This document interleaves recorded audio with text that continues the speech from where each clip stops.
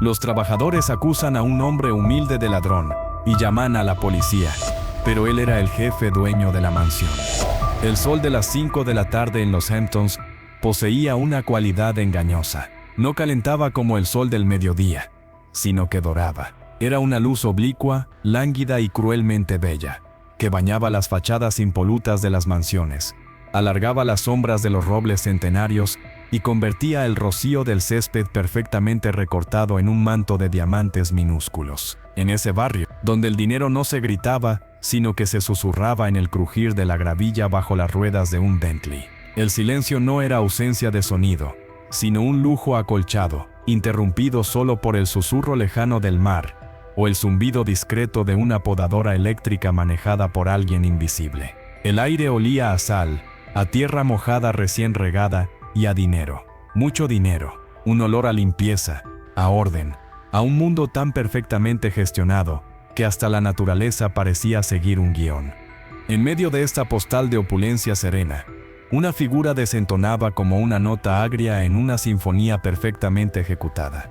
Era un hombre. Estaba de pie, inmóvil, en el amplio camino de entrada de gravilla blanca y fina de la que era, aunque nadie en ese momento lo supiera ni lo reconociera, la residencia principal. La casa era una mole de estilo neogeorgiano, blanca e imponente, con columnas que flanqueaban una puerta de madera maciza de 2,5 metros de alto y herrajes de latón que brillaban con tenacidad.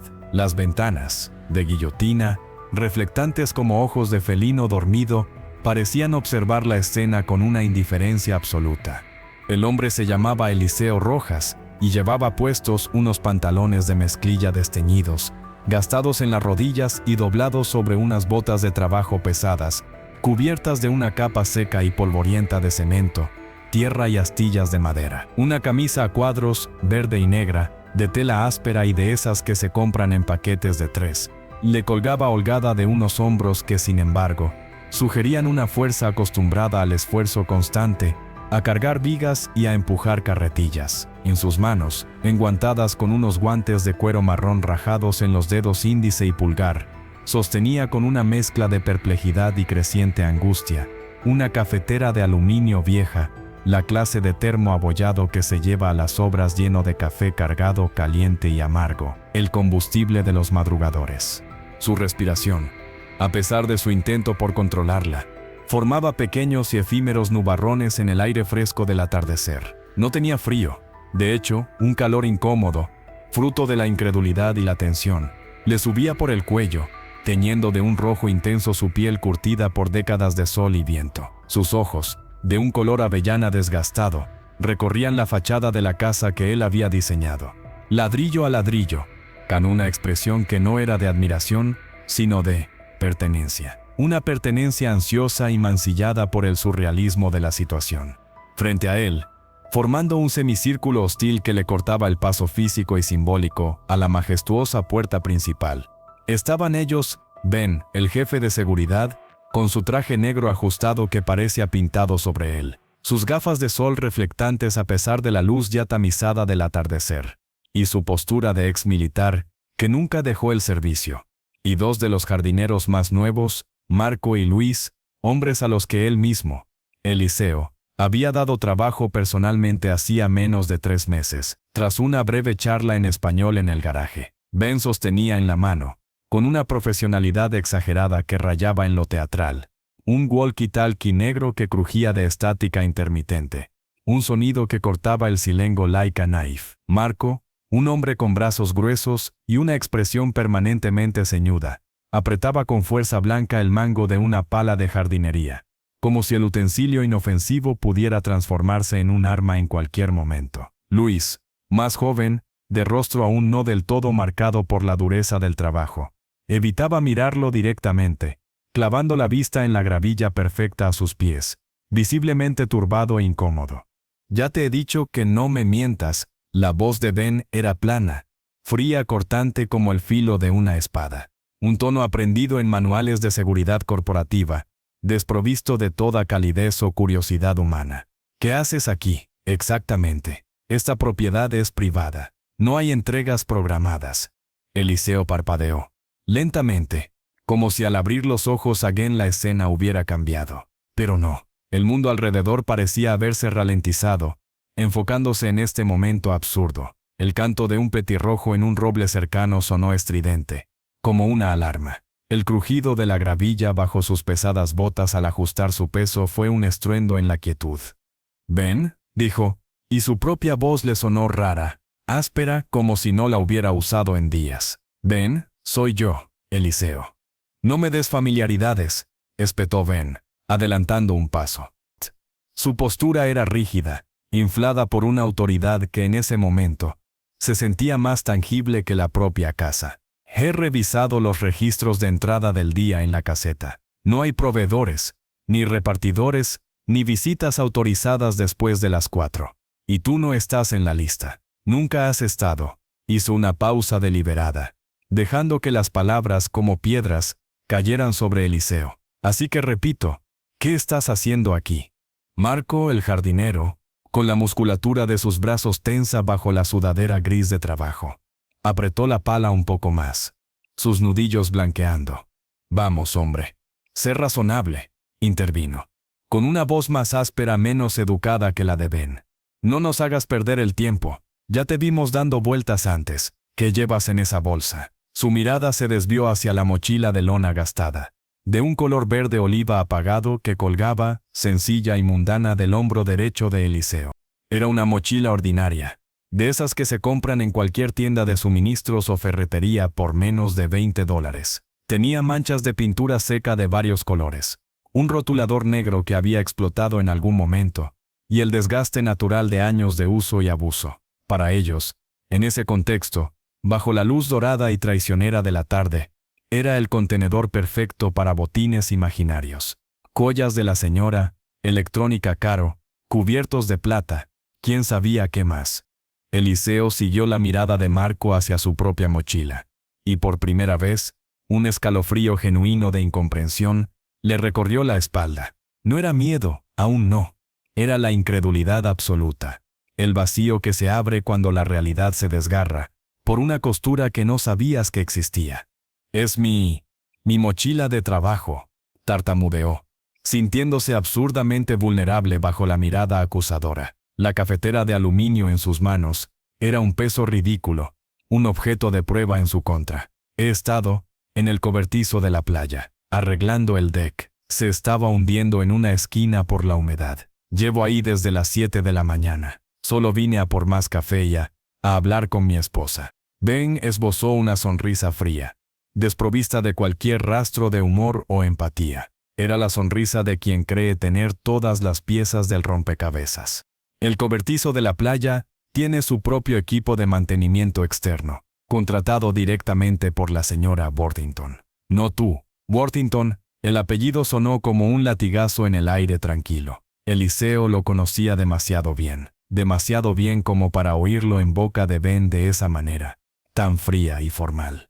«La señora Worthington me pidió a mí que le echara un vistazo, personalmente», insistió Eliseo, y notó cómo el calor en su cuello se intensificaba, subiendo a sus mejillas y orejas. Sentía la mirada de Luis, el joven jardinero, que ahora alzaba la vista con una curiosidad mezclada con una desconfianza creciente. «Personalmente. La semana pasada, antes de irse, me dijo que no confiaba en que los de fuera lo hicieran bien».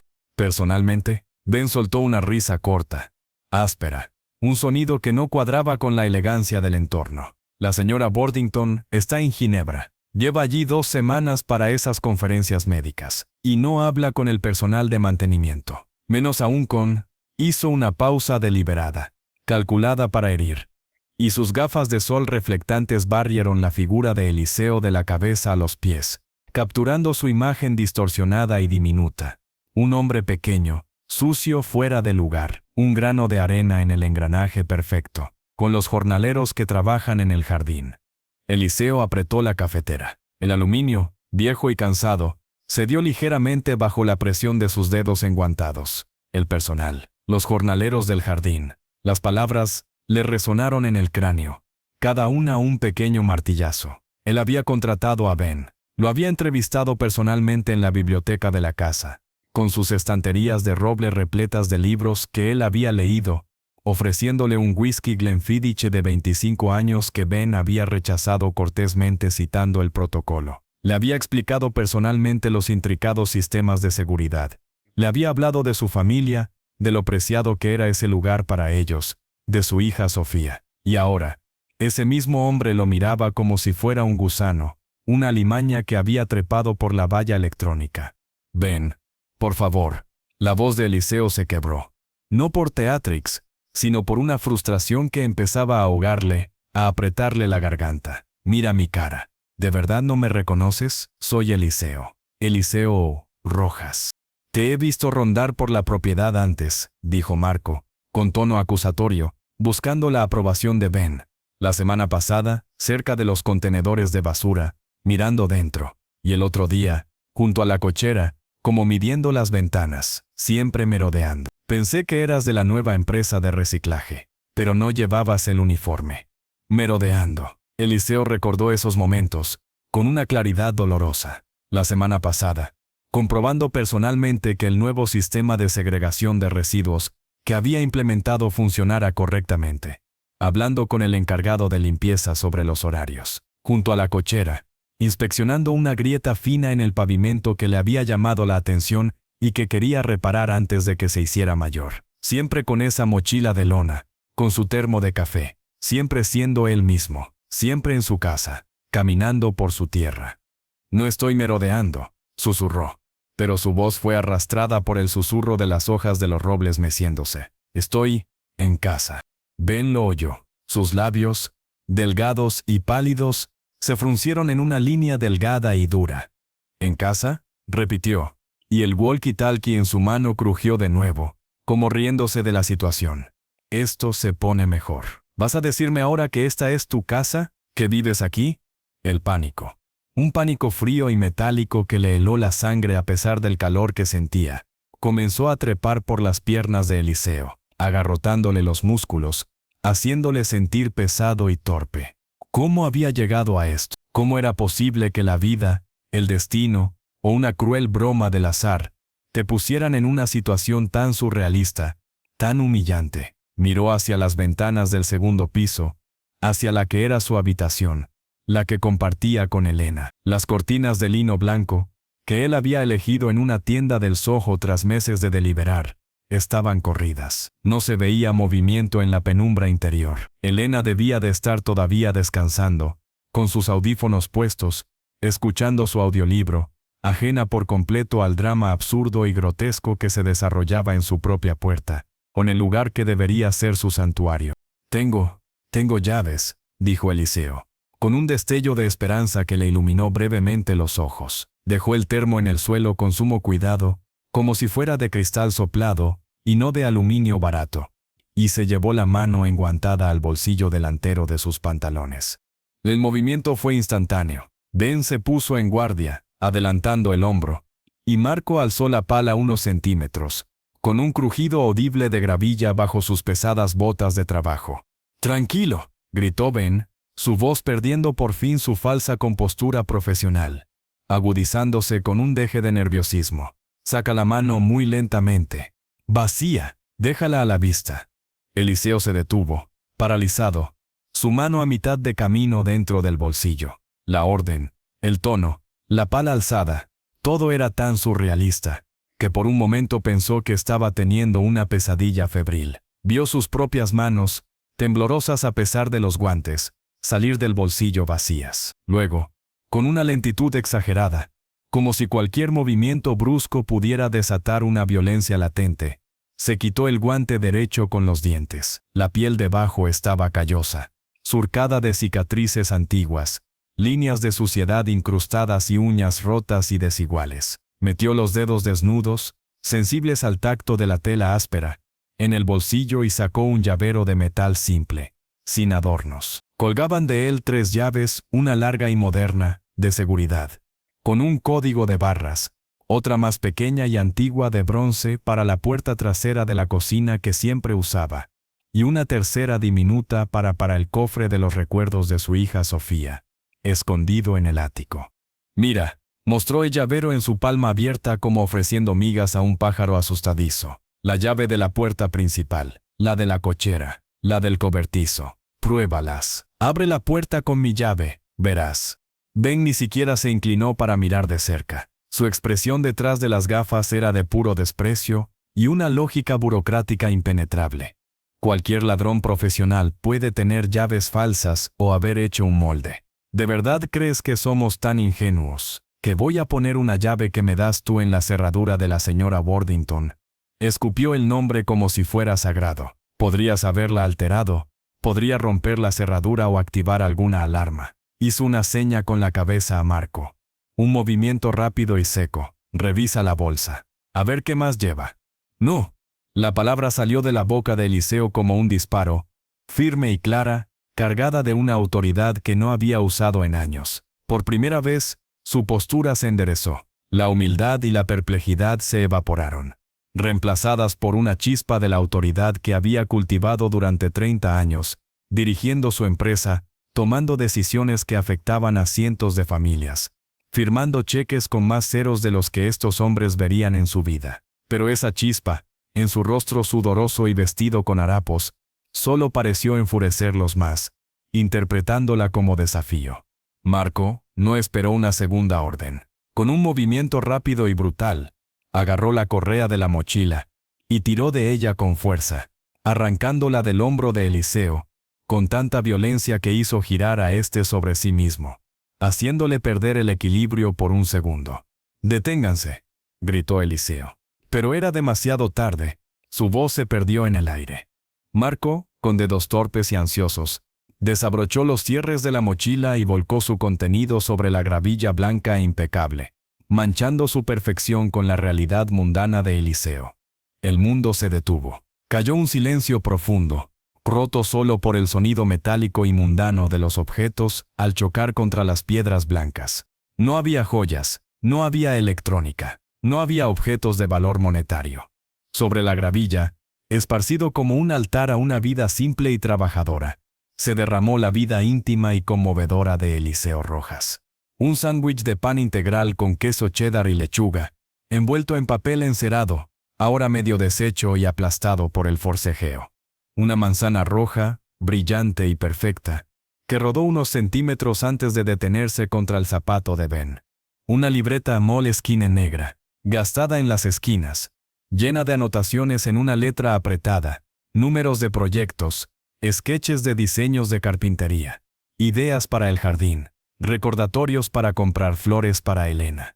Una fotografía plastificada, algo arrugada por el tiempo y el uso, de una mujer joven y sonriente con una niña de quizás 3 o 4 años en brazos. Ambas se reían, con los ojos entornados por el sol. Elena y Sofía, hacía 15 años, en la playa de Montauk. Un estuche de gamuza azul para sus gafas de lectura.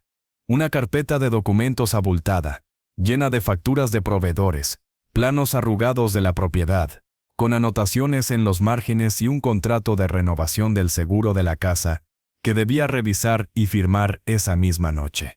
Un teléfono móvil antiguo, con la pantalla ligeramente agrietada en una esquina, un modelo que ningún ladrón que se preciara cargaría. Y en el centro de ese pequeño caos personal, patéticamente tendido sobre el papel encerado del sándwich, un pequeño oso de peluche desgastado, de color marrón claro, con un ojo remendado torpemente con hilo negro, y un pequeño parche de tela en la barriga. Era Barnaby, el compañero de batallas de su hija Sofía cuando era pequeña, su guardián oficial, que ella, ahora una mujer de 20 años en la universidad, insistía en que él llevara siempre consigo en la mochila, para que le diera suerte y lo protegiera. Los 3 hombres miraron el despliegue en el suelo. Luis, el joven jardinero, contuvo el aliento. Su rostro se suavizó por un instante. Una punzada de duda y vergüenza cruzó por sus ojos jóvenes. Marco frunció el ceño, confundido, su cerebro luchando por reconciliar el contenido de la mochila con la imagen del ladrón que había construido en su cabeza. Su brazo, que sostenía la pala, bajó ligeramente, la punta ya no apuntaba hacia Eliseo. Ben fue el único que no se inmutó. Sus gafas de sol barrieron los objetos con desdén, como si examinara evidencia contaminada. «Buen camuflajes», masculló, su voz cargada de cinismo. «Muy sentimental. ¿Dónde está el resto?» ¿Dónde escondiste dentro lo que viniste a robar? Debe de ser pequeño. ¿Guayas? ¿Dinero? Eliseo no lo oyó. Sus ojos estaban clavados en el osito de peluche. Barnaby, tirado sobre la gravilla sucia, su único ojo de botón mirando al cielo infinitamente azul. Ese pequeño objeto, ese símbolo de ternura absoluta, de inocencia y de amor de padre, yaciendo en el suelo como basura, como prueba de un delito inexistente, quebró algo dentro de él. Ya no era la indignación ni la frustración, era un dolor profundo, visceral, un agujano negro y frío que se abría en su pecho, un vacío que lo succionaba todo. Tragó saliva, pero tenía la garganta tan seca como el polvo de sus botas. Ese oso, susurró, sin dirigirse a nadie en particular. Su voz era apenas un suspiro roto. Se llama Barnaby. Sofía, mi hija.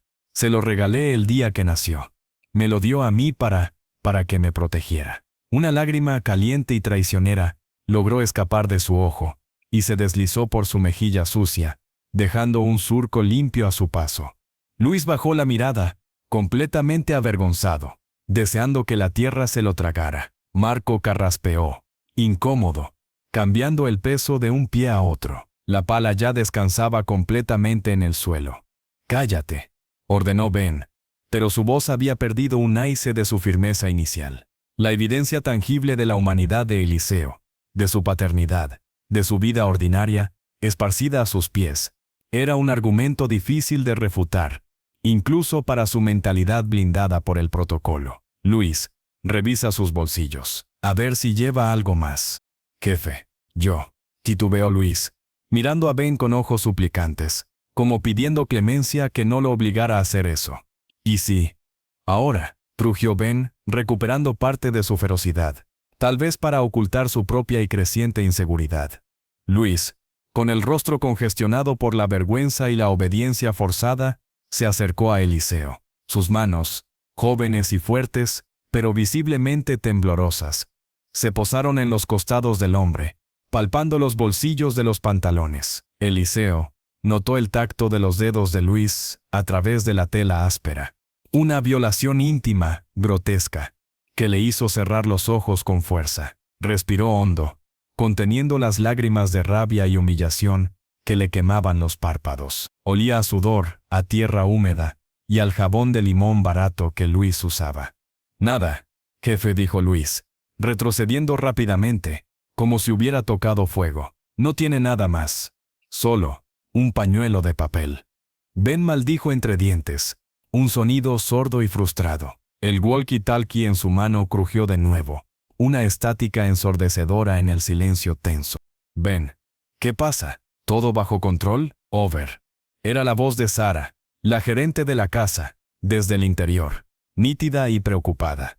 Ben se llevó el aparato a la boca, sin apartar sus gafas de Eliseo, como si temiera que fuera a escapar o atacar.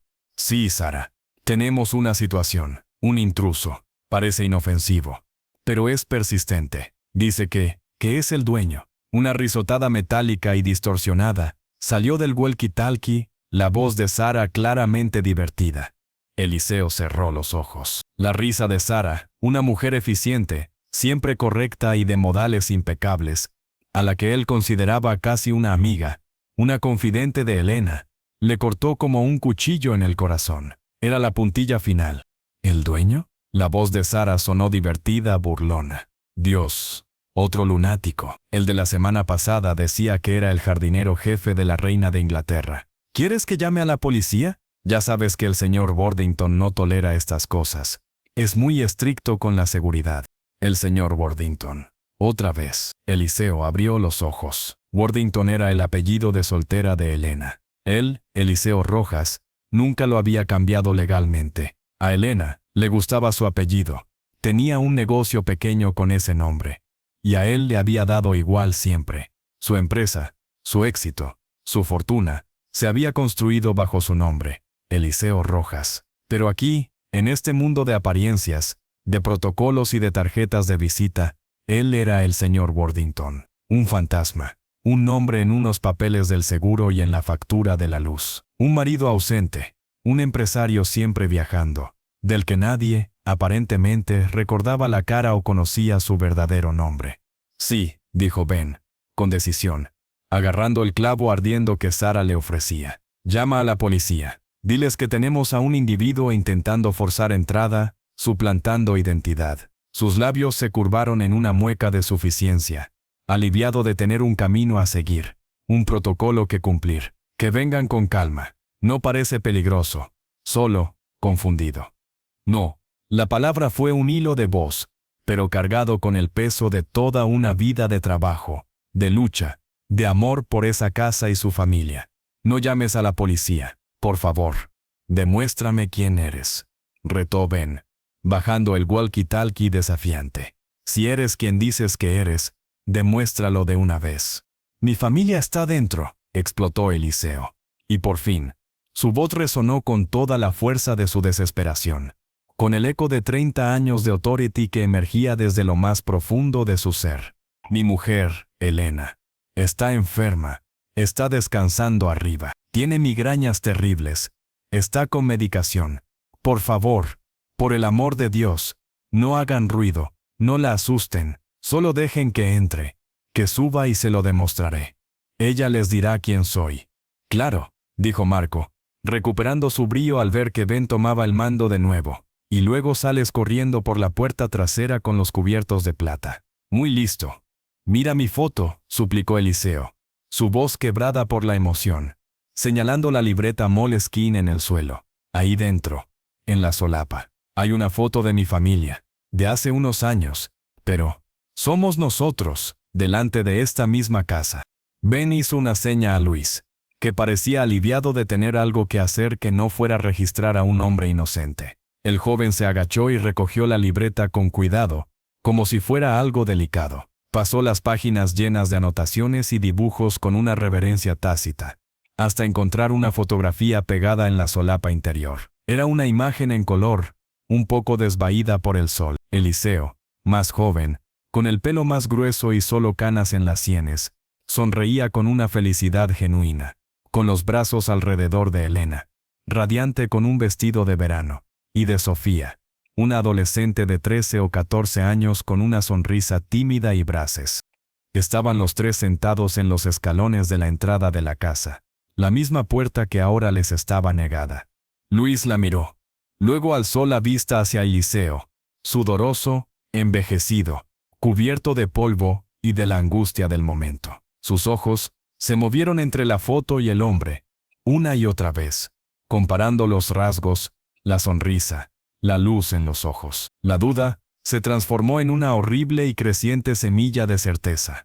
«Jefe», dijo Luis, alargando la libreta hacia Ben. Su mano temblaba ligeramente. «Jefe, mírela, por favor». Ben cogió la libreta con desgana, como si le desagradara tocarla. Sus ojos, ocultos tras las gafas, escudriñaron la foto durante lo que pareció una eternidad. Su expresión era inescrutable. Luego, alzó la cabeza. Eliseo contuvo el aliento, su corazón golpeando su pecho como un tambor. Lo veía, finalmente lo veía. Reconocía al hombre feliz de la foto en el hombre destrozado frente a él. Ben soltó un resoplido, un sonido de desprecio absoluto. Photoshop.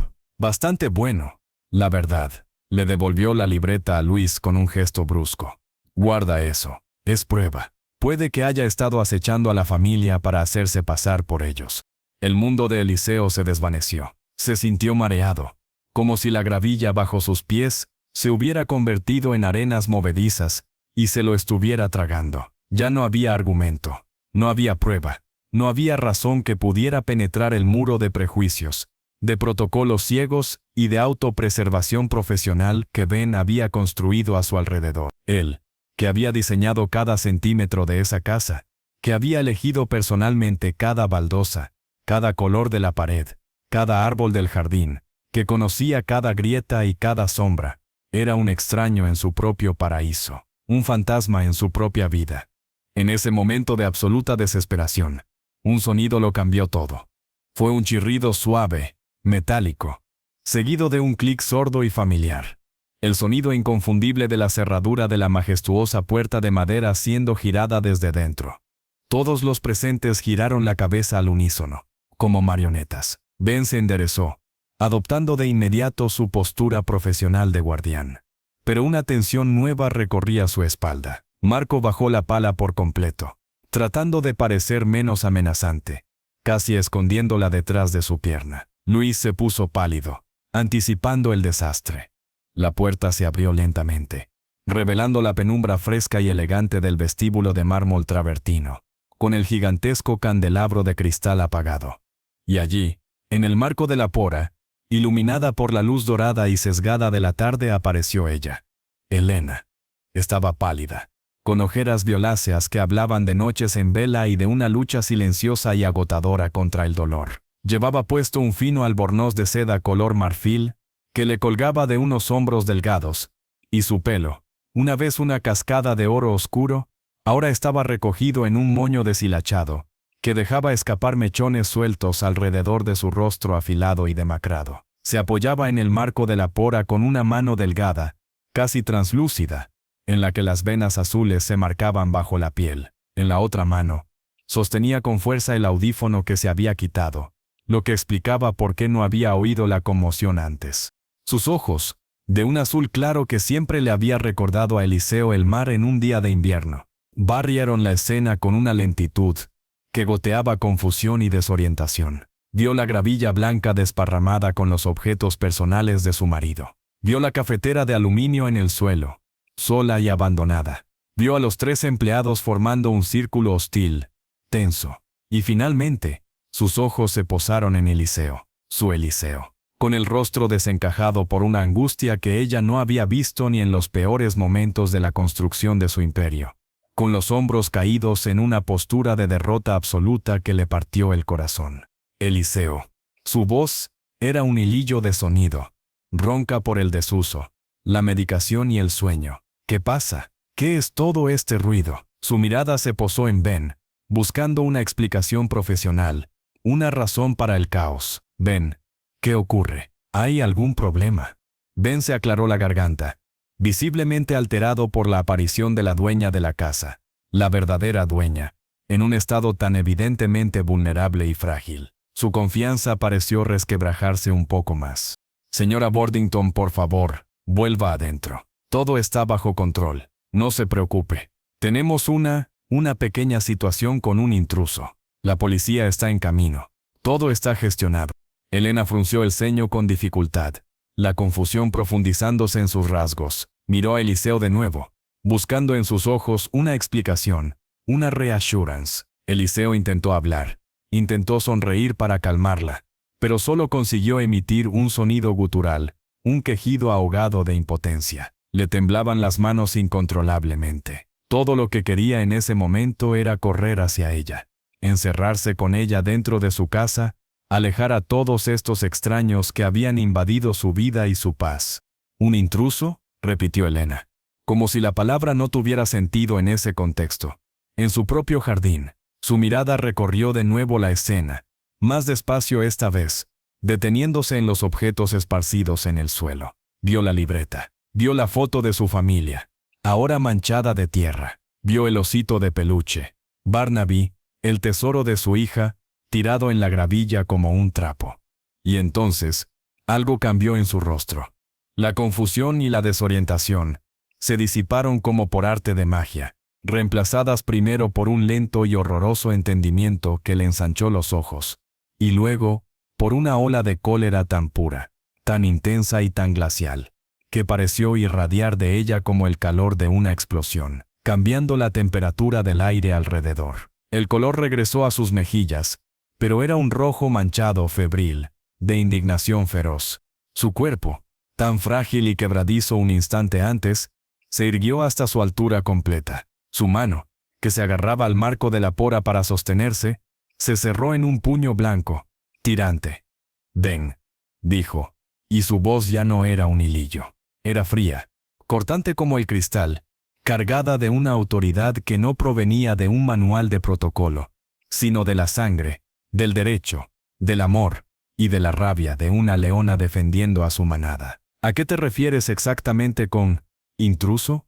Ben, desconcertado por el tono, por el cambio radical en su actitud, señaló con la cabeza hacia Eliseo. como si fuera obvio.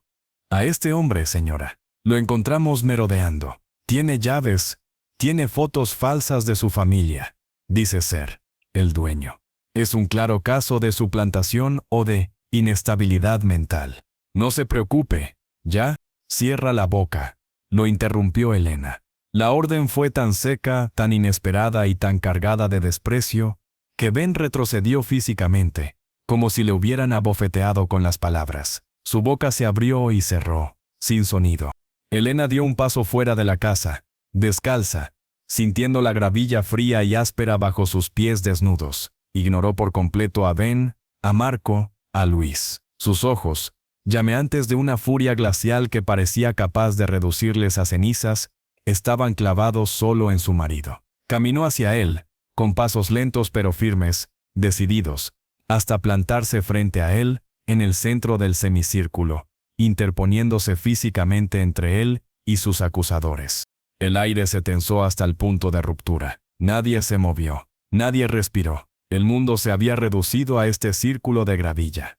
Elena alzó una mano temblorosa, no de debilidad, sino de una emoción contenida y feroz. Eliseo cerró los ojos, esperando no sabía qué. Un golpe de frustración, una reprimenda por haber creado de alguna manera esta situación kafkiana. Pero la mano de Elena no se dirigió a su rostro para abofetearlo. Se detuvo en el aire, y con una ternura infinita que contrastaba brutalmente con la furia devastadora de su mirada, le apartó un mechón de pelo sudoroso y gris de la frente. Sus dedos, fríos por la fiebre, se posaron en su mejilla sucia, en el mismo surco que había limpiado la lágrima anterior. Eliseo, susurró, y su voz se quebró, llena de un dolor que no era físico. Cariño, ¿qué te han hecho? ¿Qué es esto? Luego, lentamente, como si moviera cada músculo con una determinación de acero, se giró hacia los tres hombres. Su rostro era una máscara de furia contenida, de incredulidad absoluta. El albornoz de seda le colgaba de unos hombros que ahora parecían de acero. ¿Se dan cuenta?, preguntó, y su voz, aunque baja, resonó en el silencio como un grito. Cada palabra una bala de hielo. ¿Se dan cuenta de quién es este hombre? Señaló la casa blanca y majestuosa con un gesto amplio y dramático, un gesto que abarcaba todo su mundo.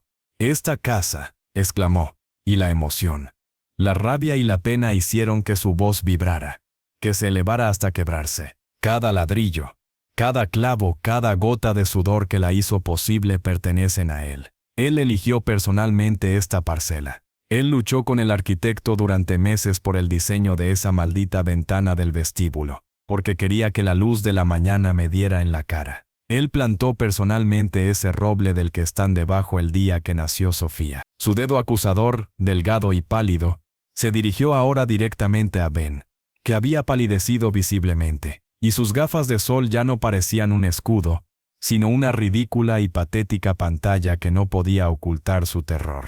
Y a ti, Ben, a ti te contrató él, en esa misma biblioteca. Te ofreció un whisky de 25 años que tú rechazaste. Te habló de nuestra hija, de su miedo a que algo nos pasara a nosotros o a ella. Te contó que el peor día de su vida fue cuando Sofía se perdió en el bosque de Vermont.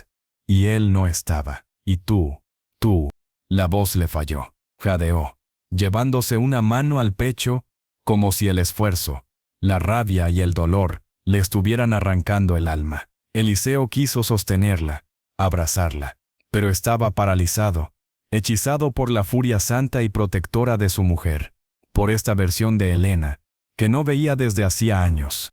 Elena recuperó el aliento con dificultad, y cuando volvió a hablar, cada palabra era una losa de hielo, clara, nítida y mortal.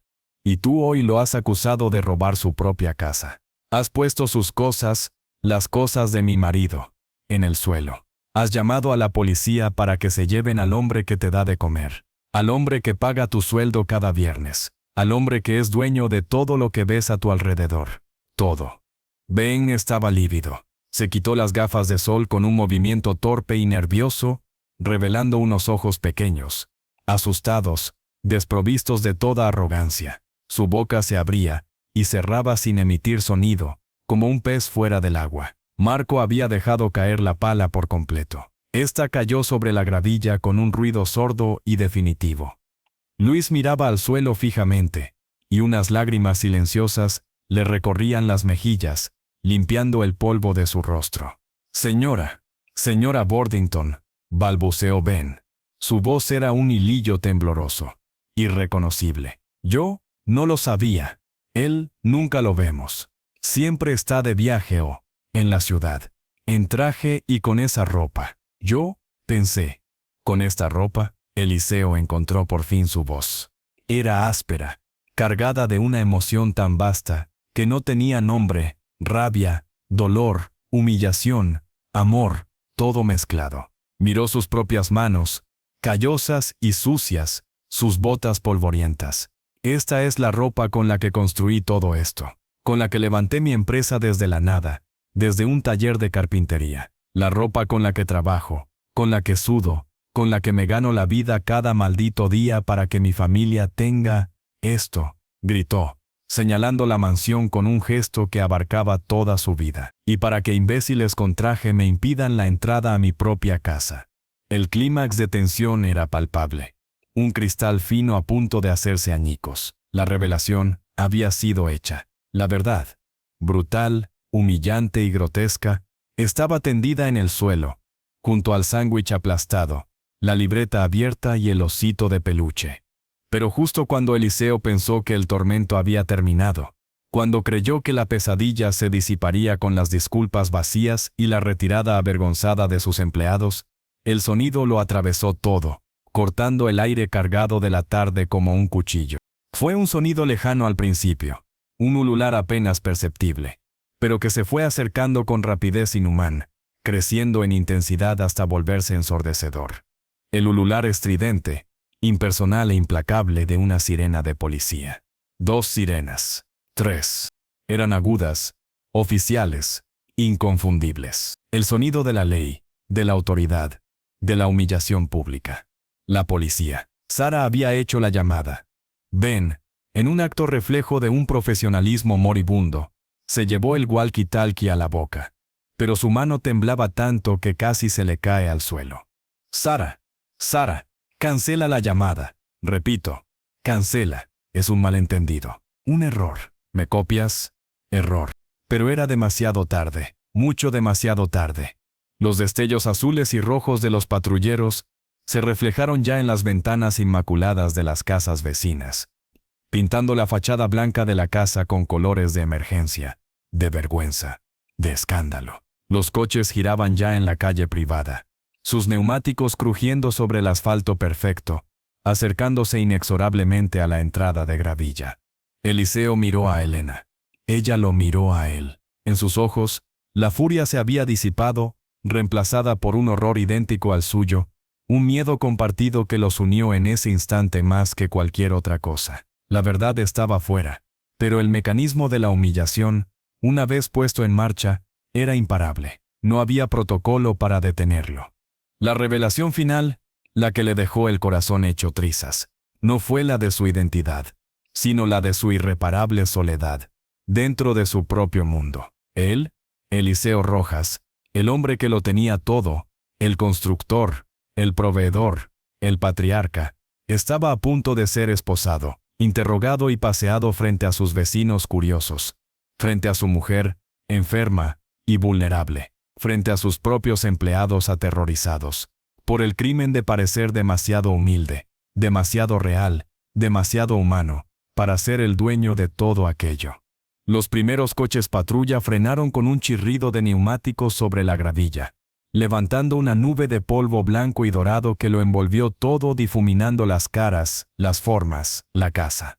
El capítulo cerró ahí, con el sonido metálico de las puertas de los coches abriéndose de golpe, con las siluetas altas y autoritarias de los agentes de policía, recortándose contra la luz sangrante del atardecer, y con la mano fría de Elena, buscando y apretando con desesperación, la mano sucia y temblorosa de Eliseo. Un último y frágil intento de agarrarse el uno al otro, antes de que el mundo se les viniera encima.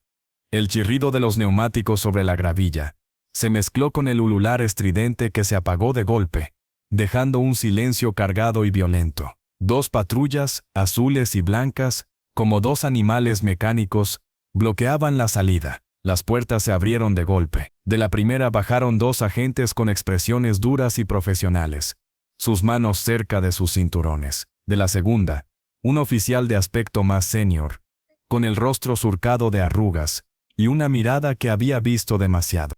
Eliseo sintió la mano de Elena apretando la suya con una fuerza desesperada. Era un ancla en medio de un mar que se había vuelto loco. Su mundo, el mundo que había construido con sus propias manos, se reducía ahora a los destellos azules y rojos que se reflejaban en las ventanas de su casa, pintando de colores de delito su propio hogar.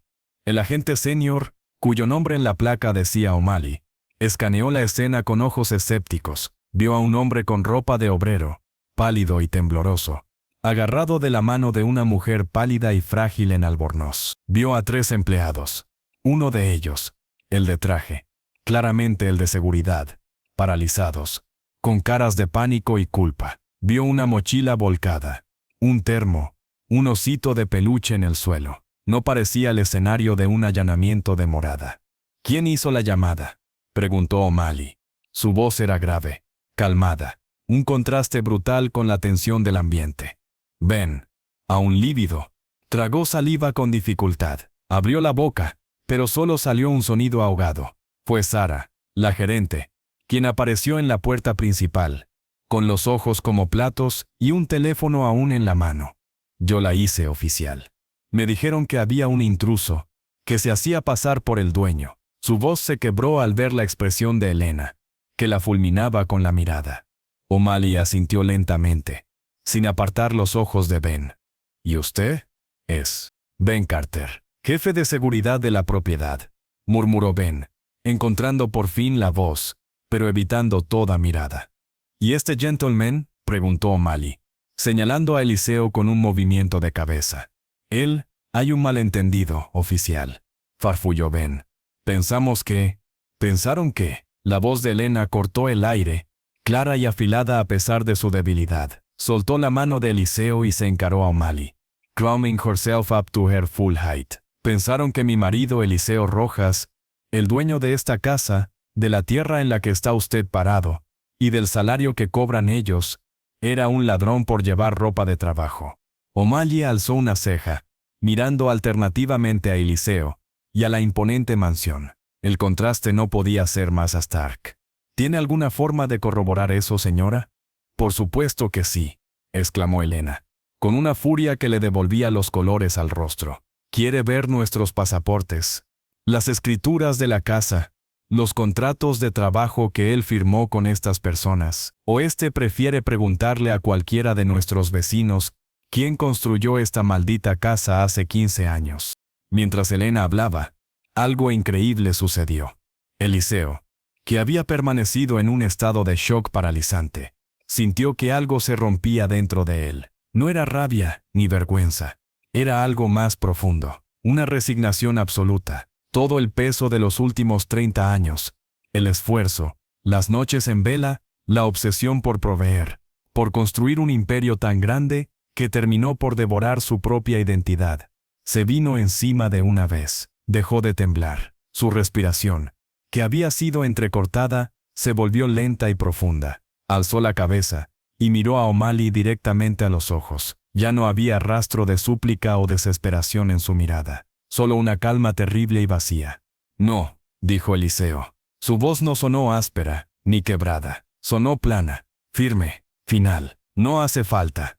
Todos lo miraron, incluida Elena, con incredulidad. Cariño. ¿Qué? Tienen razón, continuó Eliseo, dirigiéndose a O'Malley, pero hablando para todos los presentes. No soy el dueño.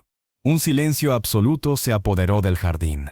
Solo se oía el lejano rumor del mar. Ben, Marco y Luis, Joja miradas de confusión. Los agentes de policía se tensaron confundidos por el giro de los acontecimientos. Eliseo, por favor, estás en shock, suplicó Elena, tocando su brazo. No sabes lo que dices. Sí lo sé. Él la miró, y en sus ojos ella no vio locura sino una lucidez devastadora. Eliseo Rojas, el carpintero, el obrero, el que suda y se mancha las manos, no es el dueño de esto. Hizo un gesto amplio que abarcaba la mansión, los jardines, los coches patrulla. El dueño es el señor Worthington, un nombre en un papel, un fantasma, un tipo con traje que viaja y firma cheques. Ese no soy yo. Yo solo soy el intruso, el que merodea, el que no debería estar aquí. Sus palabras, dichas con una convicción aterradora, flotaron en el aire. No era una mentira, era la verdad más cruda y devastadora que había descubierto en ese momento de humillación absoluta. Se había divorciado de su propia vida. «Señor, tiene que venir con nosotros», dijo uno de los agentes más jóvenes, avanzando un paso, interpretando la declaración como una confusión mental o una admisión de culpabilidad. «No», gritó Elena, interponiéndose entre su marido y el agente. «Está hablando desde el dolor. Ustedes». Se giró hacia Ben, Sara, Marco y Luis, su voz cargada de un desprecio infinito. «Miren lo que han hecho. Mírenlo». Pero Eliseo ni siquiera pareció oírla. Con una calma sobrenatural, se quitó el guante que le quedaba. Luego, con movimientos lentos y deliberados, se metió la mano en el bolsillo interior de su camisa a cuadros, la única que no estaba manchada. Sacó una cartera de cuero desgastada, tan vieja y gastada como sus botas. La abrió. No sacó una tarjeta de crédito negra, ni una licencia de conducir de los Hamptons. Sacó una fotografía vieja, doblada y descolorida. Era de él, mucho más joven, con el torso desnudo y sudoroso, sonriendo con orgullo frente a la estructura de madera recién erigida de lo que sería esta misma casa. Al fondo, se veía una Elena joven con un bebé en brazos, sonriendo. «Esto es lo que soy», dijo Eliseo, mostrando la foto al agente O'Malley. Su voz era un susurro, pero todos lo oyeron. «Esto, nada más. Lo otro, el señor Worthington, es solo un disfraz que se me quedó demasiado grande». O'Malley miró la foto, miró la casa terminada, miró al hombre destrozado frente a él, y por primera vez, su expresión profesional se resquebrajó, dejando ver un atisbo de comprensión y de una lástima inmensa. «Dios mío», murmuró Sara desde la puerta, llevándose una mano a la boca, sus ojos llenos de lágrimas de horror y remordimiento.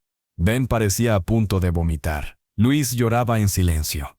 Yo me voy con ustedes», dijo Eliseo, dirigiéndose a O'Malley con una serenidad espeluznante. «No hay ningún problema. Este no es mi lugar». «Eliseo». «No», suplicó Elena, aferrándose a su brazo, pero él ni siquiera la sintió. Estaba en otro lugar, muy lejos. O'Malley intercambió una mirada con su compañero. La situación legal era clara, no había delito. La situación humana era un desastre. Respiró hondo. «Señor Rojas, no vamos a llevarlo a ninguna parte», dijo con firmeza. «No ha cometido ningún delito. Está en su casa».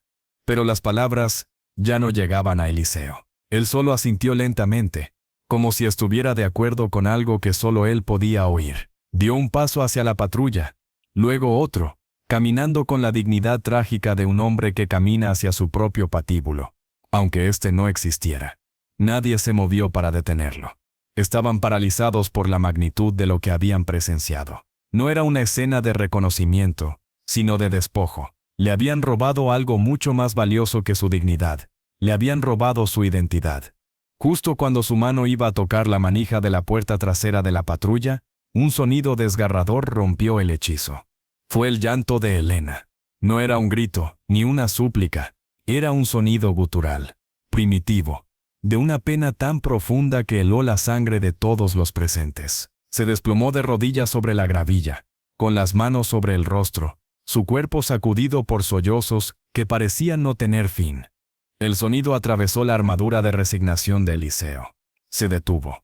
Volvió la cabeza muy slowly, y al verla allí, tan pequeña y quebrada en el suelo de su jardín perfecto, algo se reconectó dentro de él. «Elena», murmuró. Era solo un susurro, pero fue su voz de siempre, la voz del hombre que la amaba. No dijo nada más. Dio media vuelta, ignoró a los policías, ignoró a sus empleados, caminó hacia su mujer, se arrodilló frente a ella en la gravilla, y la envolvió en sus brazos fuertes y sucios. Ella se aferró a él, enterrando el rostro en su camisa a cuadros, manchando el algodón áspero con sus lágrimas. «Lo siento», susurró él contra su pelo. «Lo siento mucho». «No», lloró ella. «No te disculpes», Nunca, por favor, no te vayas. O'Malley hizo una seña casi imperceptible a sus hombres. Dieron media vuelta en silencio, se metieron en los patrulleros y se fueron, apagando las luces, dejando atrás el silencio y los escombros de una vida que tendría que ser reconstruida desde cero. Ben, Marco, Luis y Sara seguían allí, petrificados, espectadores de una intimidad devastadora que nunca debieron presenciar. Eran fantasmas en su propio drama. Eliseo alzó la vista y los miró. No había odio en su mirada, solo un cansancio infinito. Váyanse, dijo, con una voz que no dejaba lugar a réplicas. Todos, váyanse a casa. Uno por uno, avergonzados, se dieron la vuelta y se fueron, desapareciendo en la oscuridad creciente. Eliseo se quedó arrodillado en la gravilla, abrazando a su mujer, meciéndola suavemente. El osito de peluche, Barnaby, yacía a su lado, observando con su único ojo. La puerta de su casa, su magnífica e imponente casa, estaba abierta de par en par, revelando la penumbra del vestíbulo. Pero por primera vez en su vida, Eliseo Rojas no tenía prisa por entrar. El silencio que dejaron las sirenas fue más ensordecedor que su estruendo. La gravilla blanca, manchada por las lágrimas de Elena y las huellas polvorientas de la confrontación, brillaba bajo la luz mortecina del atardecer. Eliseo no se movió. Permaneció arrodillado, sintiendo el temblor de su mujer contra su pecho, el calor de sus lágrimas empapando la áspera tela de su camisa. No eran lágrimas de alivio, sino de duelo. Duelo por la inocencia perdida, por la ilusión de seguridad que se había hecho añicos en su propio jardín. Con una suavidad que contrastaba con sus manos callosas, Eliseo acarició el cabello de Elena. «Tienes frío», murmuró, su voz ronca pero propia de nuevo. «Vamos adentro».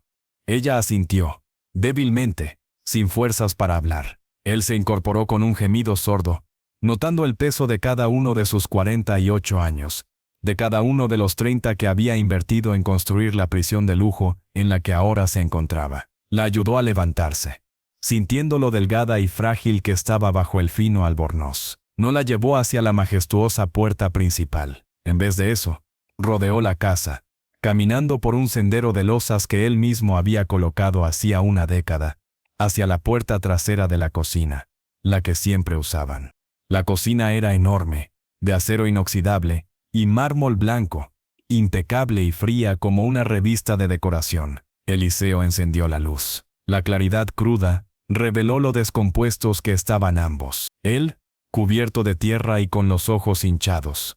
Ella, pálida como la muerte, con el rostro marcado por el llanto. La preparó una taza de té con manos que apenas temblaban, añadiendo una cucharada de miel, exactamente como a ella le gustaba. Se sentaron a la mesa de la cocina, en silencio, mientras el vapor se elevaba de las tazas como un fantasma tibio.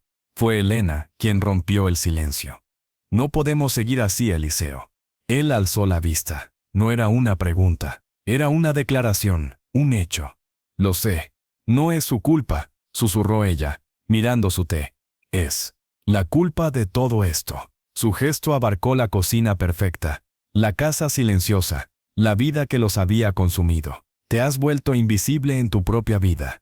Él asintió lentamente. No había amargura en su aceptación, solo una tristeza profunda y clara. «Me convertí en el señor Worthington para el mundo. Y el señor Worthington no existe.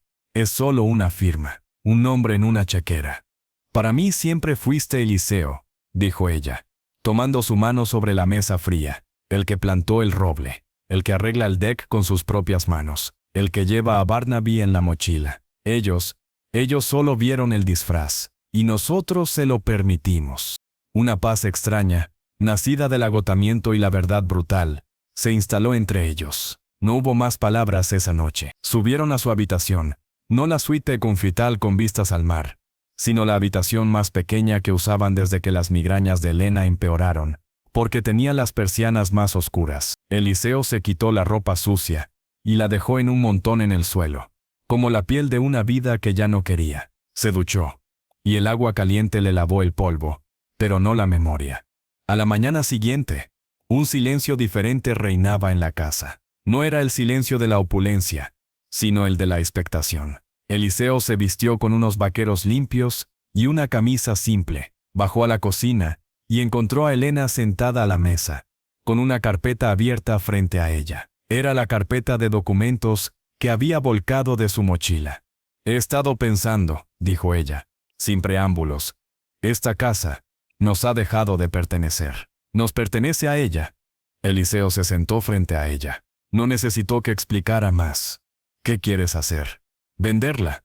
La palabra sonó como un disparo en la cocina silenciosa. Todo, la casa, los muebles, los cuadros, todo lo que no signifique nada real. Quiero quedarme con las fotos, con los libros que hemos leído, con la vieja mesa de madera del primer apartamento y con Barnaby, por supuesto. Una sonrisa, la primera en lo que parecía una eternidad, asomó a los labios de Eliseo. «¿Y a dónde iríamos?»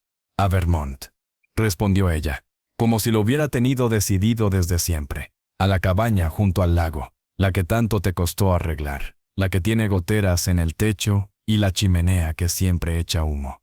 La cabaña, un lugar pequeño, de madera crujiente, lleno de recuerdos felices y de proyectos inconclusos. Un lugar donde Eliseo Rojas, el carpintero, tenía sentido.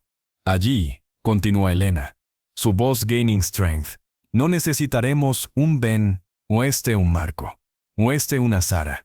Solo nos necesitaremos a nosotros. Y si un día un vecino ve a un hombre viejo y sudoroso arreglando el tejado, no llamará a la policía, le ofrecerá una cerveza». Eliseo cerró los ojos. Podía sentirlo, el olor a pino, el crujir de la gravilla bajo sus botas, el sonido del lago meciéndose contra la orilla.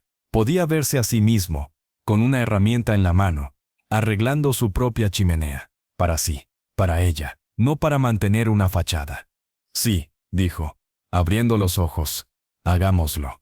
El proceso fue rápido. Elena, con una energía renovada que parecía milagrosa, se encargó de todo. Contrataron a un par de abogados jóvenes y eficaces que no sabían quién era el señor Worthington, solo que querían vender una propiedad. La mansión se puso en el mercado de forma discreta. No hubo gritos ni dramas, solo un desprendimiento silencioso y deliberado. Ben, Marco, Luis y Sara recibieron generosas indemnizaciones y cartas de recomendación impecables, pero fueron despedidos. No hubo lugar para segundas oportunidades. La herida era demasiado profunda. Aceptaron el dinero con avergonzado silencio y se fueron, convertidos en un recordatorio amargo de un capítulo que se cerraba. Los id a la mudanza. Apenas llenaron un camión pequeño con sus pertenencias reales. Todo lo demás se quedó. Eliseo dio un último paseo por la casa vacía. Sus pasos resonaban en las habitaciones desnudas, eco de los sueños que una vez albergaron. Se detuvo en el vestíbulo, bajo el candelabro de cristal, y miró hacia la puerta principal. Ya no sentía nada, ni rabia, ni nostalgia, solo un vacío listo para ser llenado con algo nuevo. Salió por última vez por la puerta de la cocina. No miró atrás. El viaje a Vermont fue largo y silencioso, pero no incómodo.